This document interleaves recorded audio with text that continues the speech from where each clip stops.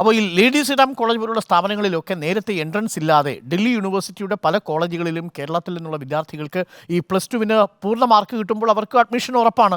എന്നാൽ അത് മറ്റ് സംസ്ഥാനങ്ങളിലെ വിദ്യാർത്ഥികൾക്ക് അത്രയും ഇല്ല. ICSE CBSE സ്കൂളിലെ പ്ലസ് ടു വിദ്യാർത്ഥികൾക്ക് ഫുൾ മാർക്ക് കിട്ടുന്ന സാഹചര്യവുമില്ല. അതുകൊണ്ടാണ് അവരിപ്പോൾ എൻട്രൻസ് കൊണ്ടുവന്നു. അപ്പോൾ എൻട്രൻസ് വന്നപ്പോൾ കൂടുതൽ മെറിറ്റുള്ള വിദ്യാർത്ഥികൾക്ക് മാത്രമേ അവിടെ പ്രവേശനം കിട്ടൂ. മാർക്ക് ഉണ്ടായാൽ പോലെ മെറിറ്റ് ഉണ്ടാവുന്ന സാഹചര്യം വന്നു.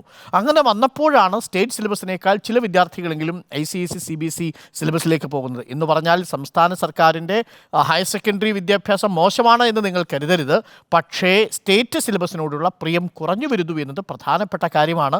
ഈ ഫുൾ മാർക്ക് വാങ്ങുന്നത് കൊണ്ട് പലപ്പോഴും എൻട്രൻസ് പരീക്ഷയിൽ വിദ്യാർത്ഥികൾ വിജയിച്ചു എന്ന് ഉറപ്പുവരുത്താൻ കഴിയുന്നില്ല.